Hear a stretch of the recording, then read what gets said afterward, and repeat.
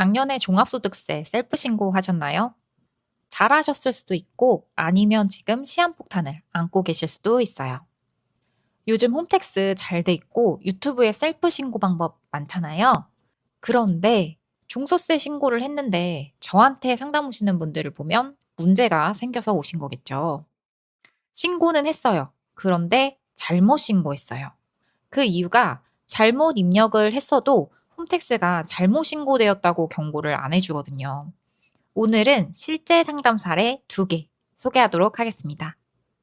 프리랜서 분들이 알고 계신 분들도 많지만 아직도 제일 많이 오해하시는 게 있어요. 3.3% 떼고 받았는데 끝 아닌가요? 아니에요. 3.3%는 그냥 미리 낸 세금이에요.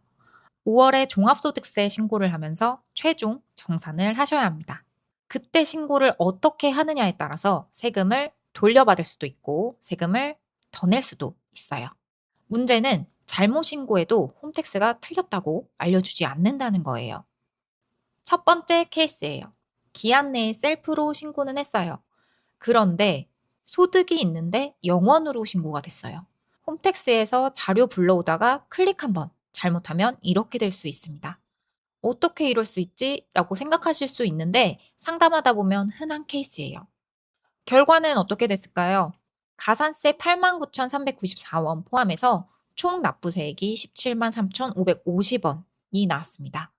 잘못 신고한 해 수입이 적어서 다행히도 총 납부세액은 작았어요.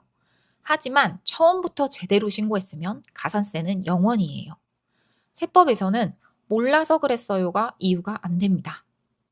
두 번째 케이스는 조금 공포스러운 숫자가 나옵니다. 첫 번째 케이스처럼 24년 5월 31일에 신고했으니까 기한 내에 신고 잘 하셨죠? 그래서 셀프 신고하고 잊고 계셨는데 1년 뒤에 국세청에서 통지서가 왔어요. 예상고지세액 403만 33원. 엄청 놀라셨죠? 난 분명히 신고했는데 400만 원 넘게 세금 내라고 통지서가 1년 후에 오니까 진짜 많이 당황스러우셨겠죠. 상담을 하다 보니 소득공제 받을 것들이 있어서 다행히도 절세 검토를 할 수 있었고요. 최종 납부는 310만 원 정도로 줄이긴 했는데 이 안에 가산세가 50만 원 정도 들어있어요. 가산세는 절세가 안 됩니다.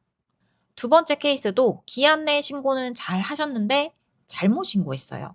그래서 기한도 중요하지만 신고의 정확성도 정말 중요합니다. 그러면 종소세 신고, 어떤 분들이 좀 더 꼼꼼히 점검해서 신고를 해야 할까요? 5가지 말씀드릴게요. 첫째로는 프리랜서 기준으로 연 수입이 3,600만 원 넘으시는 분. 이 구간부터 세금 계산 방식이 달라질 수도 있고 유리한 신고 방법을 고민해 보셔야 돼요. 두 번째로 기준경비율 대상자. 기준경비율 대상자는 경비 인정률이 크게 줄어드는데 그걸 모르고 신고하면 실제 지출한 경비 반영도 못하고 세금 훨씬 많이 납부하실 수도 있어요. 바쁜 학원 강사님들, 라이더분들이 정말 많이 해당되는 케이스예요. 세 번째로 소득이 여러 개인 경우.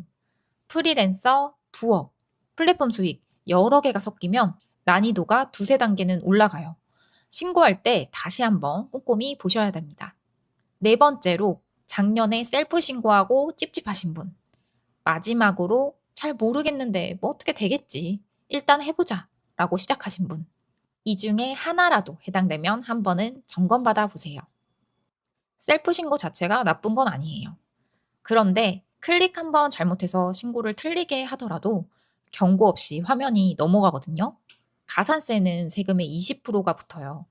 거기에 매일 0.022%씩 연체이자도 붙습니다. 수수료 아끼려고 혹은 시간이 없어서 신고 마지막 날 혼자 셀프 신고하고 몇 배로 내는 케이스 상담하면서 많이 봤습니다. 미미 세무에게도 종합소득세 접수 받고 있으니까 아래 댓글 참고해 주시고요. 2026년 5월 종합소득세. 올해는 그냥 넘기지 마세요.